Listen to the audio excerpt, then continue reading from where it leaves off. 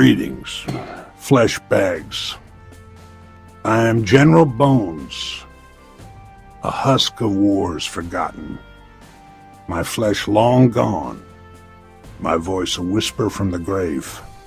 Tonight I summon you to hear a tale of terror, the Battle of Stalingrad, where blood soaked the earth from 1942 to 1943. I saw it all. Every scream, every shadow, and now I'll weave it for you. This is no song of heroes, but a dirge of despair, a horror carved in frost and fire. Sit close. This journey through Stalingrad's ruins will be long and grim. Picture the summer of 1942, my friends, when the world burned under war's cruel gaze. Nazi Germany, led by Adolf Hitler, had torn into the Soviet Union with Operation Barbarossa in 1941. A beast hungering for conquest. Their blitzkrieg devoured cities, but Moscow's winter froze them stiff, the Soviet bear raking them with icy claws. Hitler, unbowed, cast his eyes south to the Caucasus's oil and Stalingrad's pride. That city on the Volga was not just steel and stone. It bore Joseph Stalin's name, a taunt to the Führer's ego. To seize it would crush Soviet hearts. To lose it, Stalin swore, was unthinkable. Stalin's decree, Order number 227, rang clear. Not a step back. Retreat was death, by enemy or ally.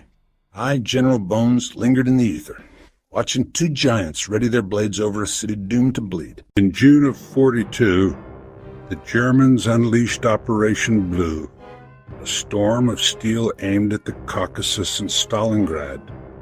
I saw the 6th Army, under General Friedrich Paulus, surge forward 250,000 strong with 740 tanks and Luftwaffe vultures circling.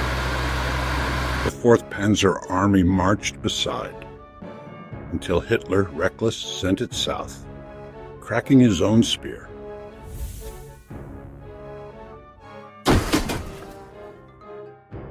The Soviet 62nd and 64th Armies met them, weary and outgunned, their ranks thin as my ribs.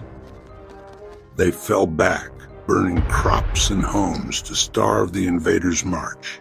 By July's end, the Germans reached the Don, 100 miles from Stalingrad. On August 23rd, the sky screamed. The Luftwaffe, led by Wolfram von Richthofen, dropped 1,000 tons of death on Stalingrad. Buildings shattered, the Volga blazed, and 40,000 lives vanished, more than Dresden or Hiroshima claimed. I walked those flames, my bones untouched, as the city became a pyre. The rubble birthed a defender's maze, twisted steel and stone for snipers and traps. Vasily Chuikov, commanding the 62nd Army, vowed to hold it, his men clinging close to the foe to blunt the Luftwaffe's claws. Civilians, even children, carved defenses, their hands bleeding for Stalingrad. By August's end, German panzers touched the Volga, their noose tightening. I knew the true horror awaited. September 13th brought Paulus's fury. 90,000 men, 300 tanks, 1,000 planes stormed the city's heart. Mamayev Kurgan, a hill of power. The railway station, its tracks a prize. The factories, Red October. Tractor barricades where war drowned all else. No open fields here, only a butcher's yard. Streets were graves, buildings arenas. The railway station changed hands 14 times in days, each stone a tomb. Mamayev Kurgan bled endlessly, both sides piling corpses for its crown. I stood there, unseen, as life drained into dust. Soviet snipers haunted the wreckage, none deadlier than Vasily Zaitsev. I saw him slink through shadows, his rifle reaping over 200 souls. Each shot was a ghost's whisper, chilling German hearts. Pavlov's house became legend, a ruin held by Sergeant Yakov Pavlov's platoon for 60 days. They fought room by room, turning it into a fortress.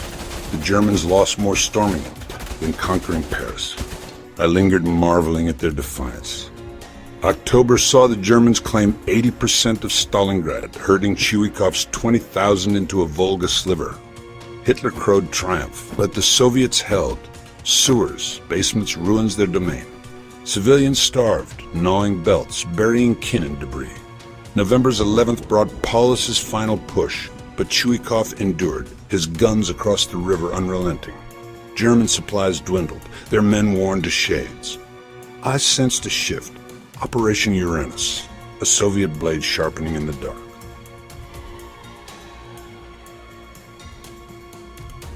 November 19th shook the earth. Operation Uranus struck.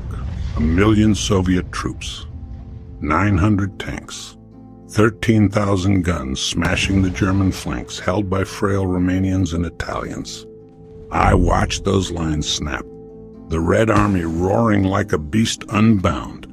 By November 23rd, Soviet spears met at Kalak, 50 miles west, encircling 250,000 of Paulus's men in a frozen trap. Paulus pleaded to flee, but Hitler, blind with pride, refused, promising Luftwaffe supplies, a lie as empty as my skull. The airlift failed. 10% of supplies reached them, Soviet guns claiming the rest. Winter bit deep, 30 below, flesh blackening. I walked among them, unseen, as they burned scraps, ate horses, then worse. Hunger was their true foe now.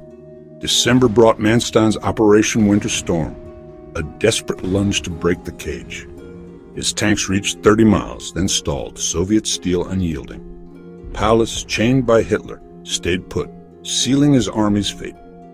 I saw their spirits break, fading like mist. January 10th, 1943. Ushered the end. Operation Ring. Soviet guns, led by Konstantin Rokossovsky, roared. Katyushas shrieking like banshees. The Sixth Army, now 100,000, was torn asunder. I stood in the barrage, my bones humming, as hope died.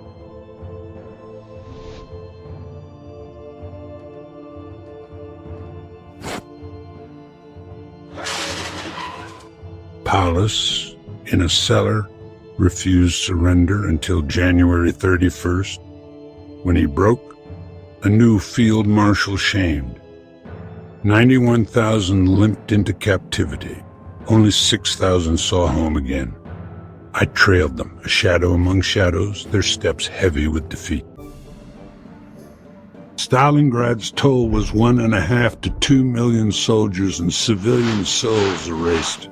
Soviets lost over 1 million, Germans 800,000. I wandered the wreckage, tallying the dead in silence. It was war's cruelest harvest, a scar eternal. Yet Stalingrad turned the tide. The Soviets broke Hitler's myth, seizing war's momentum, their boots marching west. For Germany, it was ruin, an army gone, a vision shattered. I recall Vasily Zaitsev, sniper, stalking through gloom. Tanya Savicheva, child, noting her family's deaths before her own. Ilhelm Hoffman, soldier, writing of lost humanity. Maria Roklina, nurse, braving a crimson Volga. Their stories linger in my hollow frame. Stalingrad's tale ends, its echoes trapped in time. It warns of war's abyss, yet speaks of souls unyielding. I, General Bones, fade now. My story done. Heed these words, mortals, or join me in the dust.